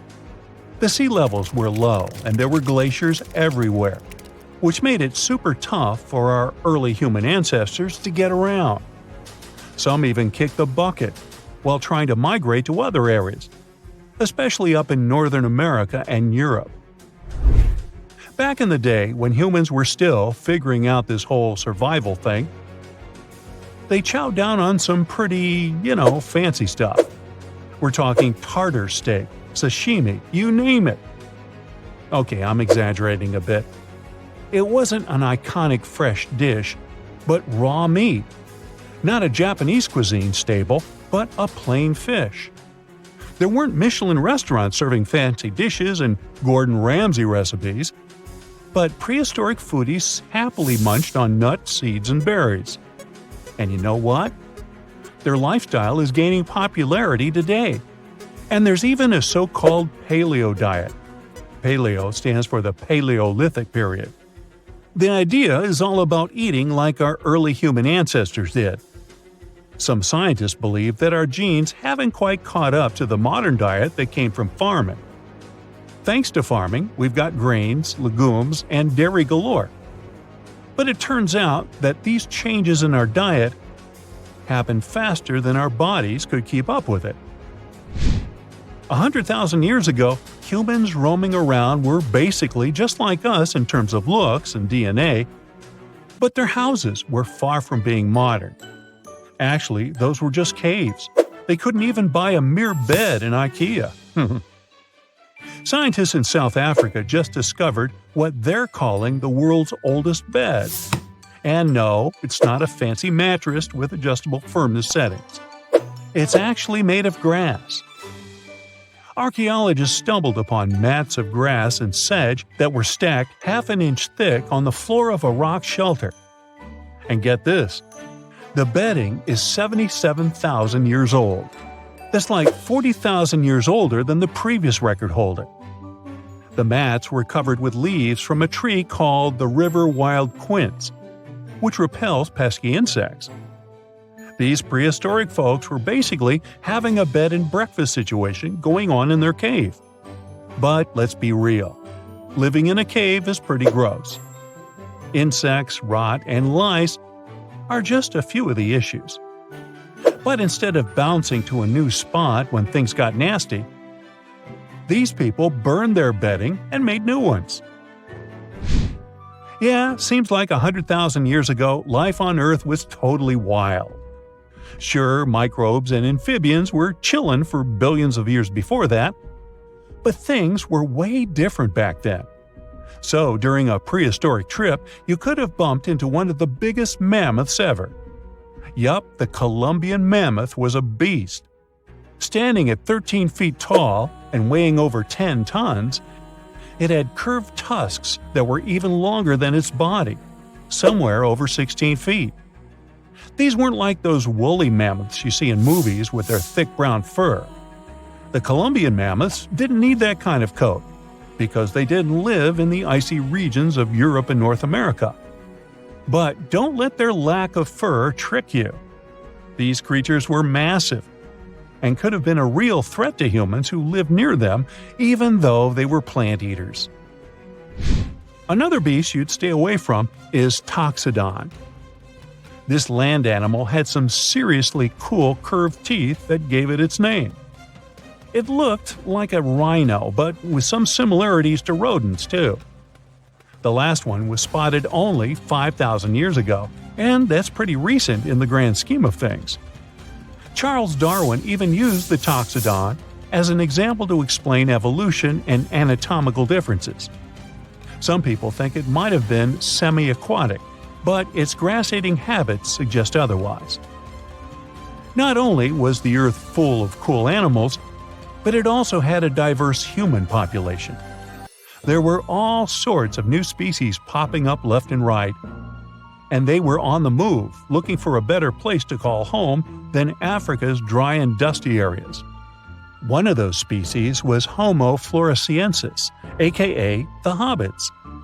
These little guys were only about 3 feet tall and hunted for their food using stone tools. They were totally unknown until recently, when scientists found their remains in caves all over the world. Homo erectus were the first humans who actually looked like us. They were total trendsetters, standing upright and all. They were the first to explore outside of Africa and check out other continents. These guys were pretty smart too, making cool tools and even cooking their own food. But unfortunately, they got a little too comfortable and lazy.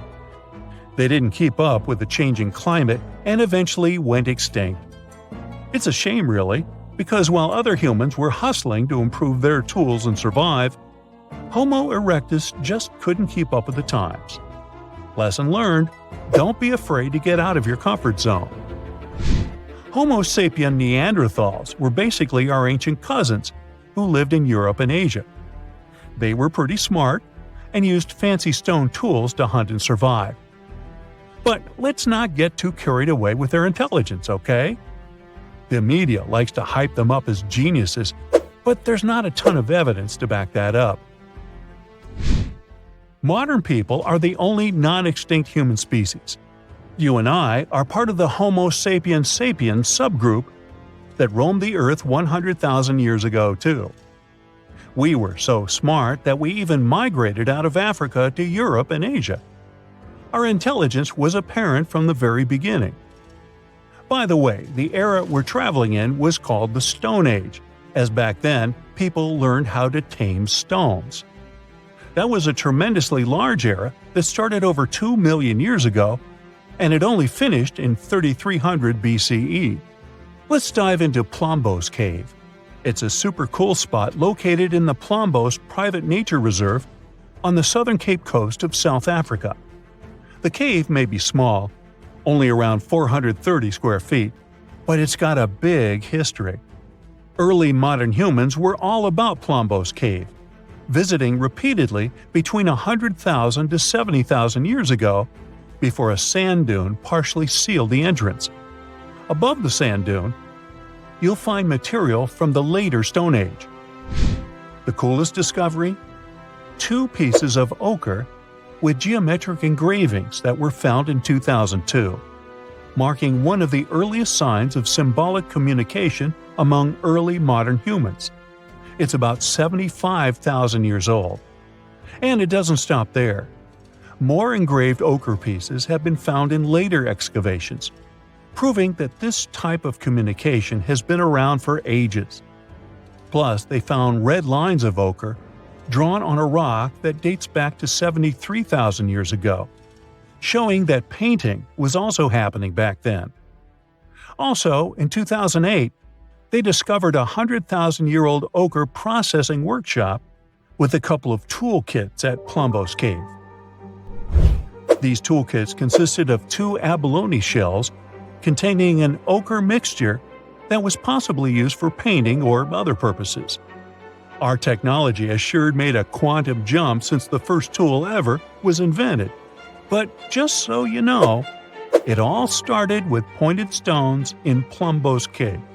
Yeah, probably the reason why you have the internet today is because some prehistoric dude in Plombos Cave learned how to use pressure flaking and managed to sharpen the very first stone ever. And there were some inventions in between that, but yeah.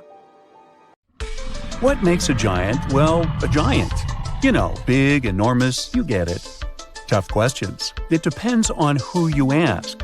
The ancient Greeks had Cyclops, while ogres were spread out through all sorts of European folklore tales. The tallest person ever recorded was named Robert Pershing Wadlow, and he lived in the first half of the 20th century.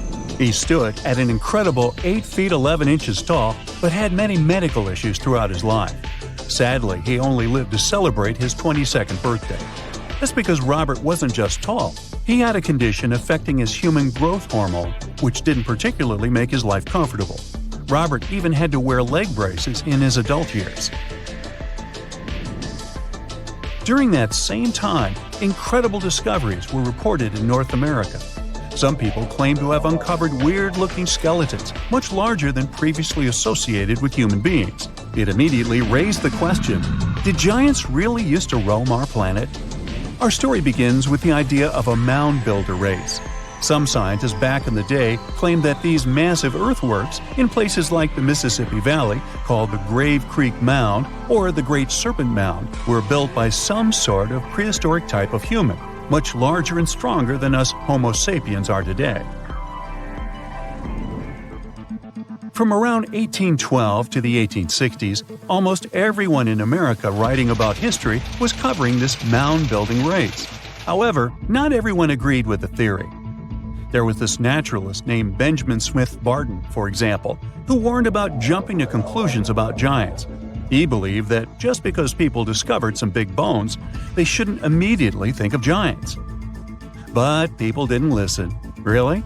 They simply wanted to believe about huge human-like creatures, despite not having any real scientific evidence. Newspapers were filled with these giant stories. They described finding giant skeletons, even featuring weird body parts. Con artists took advantage of the whole frenzy, with some putting together skeletons out of wood and rawhide and touring them as proof of the long-lost race of giants. Eventually, in the 1930s, an anthropologist from the Smithsonian took it upon himself to debunk the whole mystery. And his conclusions were straightforward. All those giant skeletons that were supposedly uncovered were either hoaxes or simply animal bones that were wrongly identified as belonging to humans. He also said that those who claimed to have discovered ancient giant remains were just not that good with human anatomy. You would think that's how the story ended. Well, it didn't. You see, people became so convinced that giants existed that they simply could not let go. Sound familiar? Because the Smithsonian was investigating these claims, some people started thinking they were up to something shady. They cooked up this theory that the Smithsonian scientists were secretly getting rid of giant bones to hide the truth about giants. This whole story survived through the years and made it all the way to 2014. Is when this internet article said that the Smithsonian used to have tons of giant skeletons but destroyed them back in the early 1900s. And the drama continued. A famed publication even looked into the past of some of those Smithsonian scholars to try and pick apart their credibility. So the Institute had to do some damage control. They've since added new people on the team whose job is to figure out if those bones were correctly collected and studied. Now, it wasn't just North Americans that claimed to have stumbled upon giants. The French had their own discoveries too. Their story takes us back to 1890, when an anthropologist was digging around a Bronze Age site in Castelnau, France. What he found were 3 bone pieces that looked like they came from a giant human. The findings included a massive thigh bone, a shin bone, and a regular upper arm bone known as a humerus. Now, if we put all these bones together and calculate the proportions, they lead us to this towering figure, somewhere between 10 and 11 feet tall. However, in 2022, contemporary scientists took another look at those bones. They concluded they most likely belonged to a cave bear, not a human. It wasn't that unusual for people back in the day to confuse giant animal bones with those of humans. Now, the truth is, our ancestors were in fact taller than we are today, despite them not being technically giants. The average human body has changed a lot over thousands of years. We're not as big and strong as our ancestors were. In fact, we've been on a bit of a downsizing trend, especially in the last 10,000 years, and it's because of a mix of factors. Our genes, the world around us, and how we live our lives all play a role. Way back around 40,000 years ago, European men were towering at around 6 feet. They had a seriously tough life, though, hunting and gathering all day. That lifestyle required a good muscle structure, and their African roots might have given them that extra height, which came in handy in warm climates. Moving on to 10,000 years ago, we can already see a big change in European males. They went down to 5 feet 4 inches on average. What happened was the climate was shifting, and people were increasingly relying on agriculture to provide for their families. It wasn't all sunshine and comfort, though. Sometimes failed crops and a not-so-diverse food meant a pretty unhealthy diet. Plus, being around farm animals more and more introduced some new medical issues to the mix. We're now around 600 years ago when the shortness continued. And yes, we can still blame it on poor diet and health. However, there seems to be a change in recent years. Today, European males are reaching an average of 5 feet 9 inches. And sure, the fact that we're eating more veggies and getting regular checkups at the doctor did help a lot.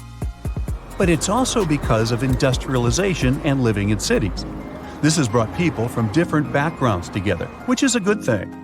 It decreases the chances of human passing on genes that could cause problems.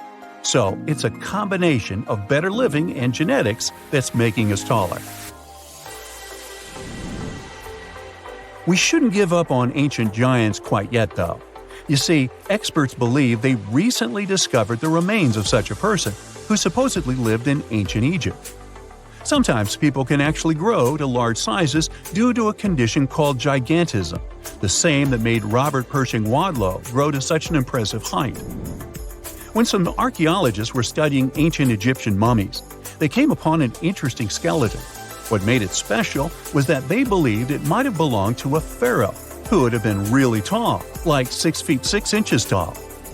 To put that in perspective, that's way taller than Ramses II, who was the tallest recorded Egyptian pharaoh and stood at about 5 feet 9 inches. These experts took a closer look at the newly found bones, especially the long ones, and found evidence of something called exuberant growth, which basically means this person's growth was off the charts.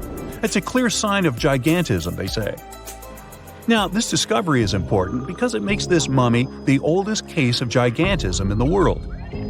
No other Egyptian pharaohs were known to be giants. It's also fascinating because it tells us something about the health and nutrition of ancient Egyptian rulers. See, those pharaohs were probably better fed and healthier than regular people, which might explain why they could grow taller than the average person. Now, you might be wondering if being a giant had any drawbacks back then. Well, it's hard to say. I wasn't around then. Still, during those early dynasties in Egypt, they seemed to prefer shorter people, especially in royal service. There are a lot of ancient Egyptian stories featuring short-statured leaders and even higher spirits that locals looked up to. The reason why is still a mystery that we might never fully solve. But since this mummy was found in an elite tomb, it's possible that being a giant didn't have a social stigma attached to it at the time. Maybe he was, in fact, seen as special. The profession of a travel blogger is far more ancient than you can imagine. Yeah, the first ones appeared around 2,500 years ago. Meet Herodotus, historian, travel blogger, genius, billionaire, philanthropist. Just kidding. Herodotus had been all over the place, and by the time he hit 60, he had seen more spots than anyone else on Earth.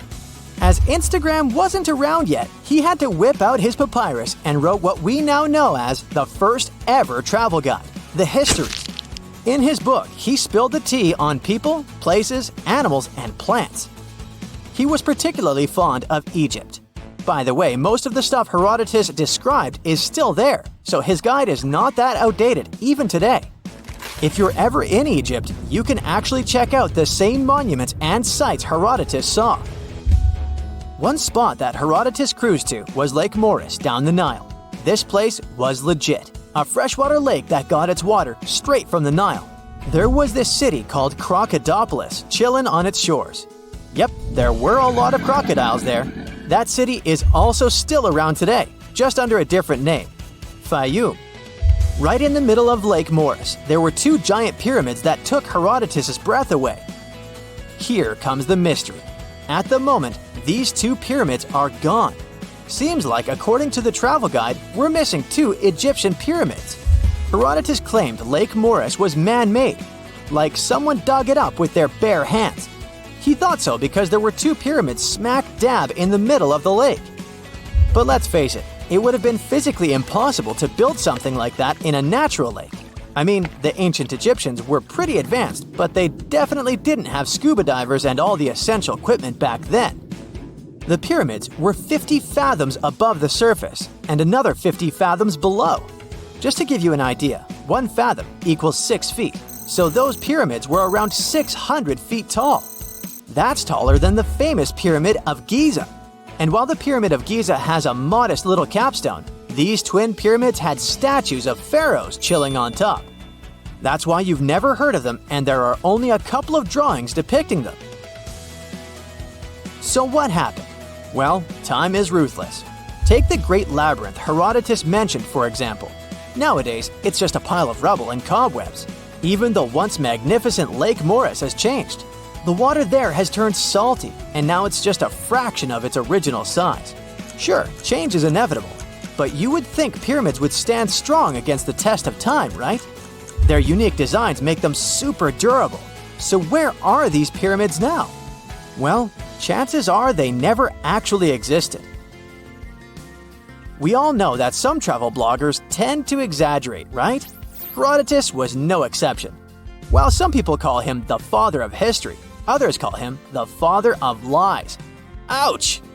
Yeah, his books have false or unverified information sometimes. For example, he totally blew up the size of the Pyramid of Giza in his guidebook. He doubled its size. But hey, cut the guy some slack. In the pre-Google era when our travel blogger lived, fact-checking was pretty complicated, especially for Herodotus, who couldn't even read those funky Egyptian hieroglyphics. He had to rely on the locals for info. Those inconsistencies in Herodotus' book might be just one epic prank pulled by mischievous locals on a clueless tourist. Classic. However, there are actually some legit monuments at the site. The pedestals of Baiamu are the leftover bases of two ginormous statues built by the ancient Egyptian pharaoh Amenemhat III. These ruins used to grace the shores of Lake Moeris, but now they chill in the Fayum oasis, about 4 miles north of Fayum City. The first time these statues were mentioned was by, you guessed it right, the Greek historian Herodotus, who was around in the 5th century BCE. Remember the description?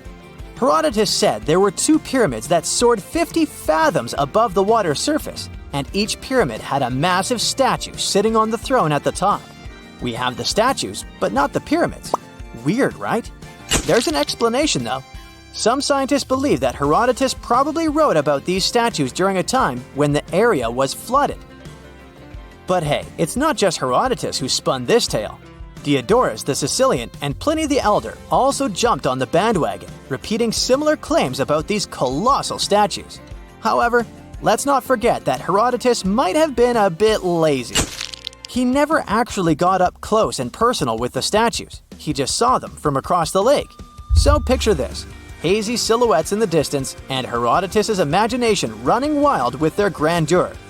The description matches, except for the height. While Lake Moeris pyramids seem to be a myth debunked, there's another mystery waiting to be unveiled. Some time ago, archaeology researcher Angela Mickle dropped a crazy discovery. She claimed to have found not one, but two lost pyramid sites in Egypt. The craziest part is that she didn't even have to leave her couch to find them. She basically found those pyramids online. After spending 10 years studying Google Earth, Angela managed to pinpoint these two areas along the Nile Basin. They're about 90 miles apart, and both have some funky-shaped mounds. The first one is chilling by the Nile in Upper Egypt, just 12 miles away from Abu Sidoum. The second one, 90 miles north, has a 140 feet wide four-sided shape. The second site even has a massive triangular plateau that's a staggering 620 feet wide. Angela wrote on Google Earth Anomalies back in 2012, saying that the mound looked super flat on top and had a crazy symmetrical triangular shape that had been worn away over time. And the second site? It got this square center that's totally out of the ordinary for a mound this size. It almost looks like a pyramid when you see it from above. But not everyone is convinced. Some Egyptologists say these mounds are just geological features called buttes. Apparently, they're pretty common in the local Fayum Desert. These buttes form when sediment piles up and there's a stubborn layer that doesn't want to erode. So when the surrounding sediment washes away, that tough layer stays put and makes the hill all flat. Still, this one's just a theory as of now. By the way, Egyptian archaeologists just made one more incredible discovery. This time, it's not a theory, but an actual site. In January 2023, they found a complete residential city from the Roman era right in the heart of Luxor, a southern city in Egypt. This ancient city, dating back 1,800 years to the 2nd and 3rd centuries, is actually the oldest and most important city ever found on the eastern bank of Luxor. The archaeologists uncovered a bunch of awesome stuff during their excavations. They found several residential buildings, 2 pigeon towers that were used to house pigeons or doves, and even some metal workshops. Inside those workshops, they stumbled upon a treasure trove of pots, tools, and Roman coins made of bronze and copper. It's like a real-life time capsule. This kind of find is pretty rare in Egypt. Usually, they come across temples and tombs during excavations, especially on Luxor's west bank, where the famous Valley of the Queens and Valley of the Kings are located. But this time, it's all about this amazing residential city. And get this, back in April 2021, they announced the discovery of a lost golden city on Luxor's west bank that's 3,000 years old. The archaeological team called it the largest ancient city ever found in Egypt. It's like they're uncovering hidden treasures left and right.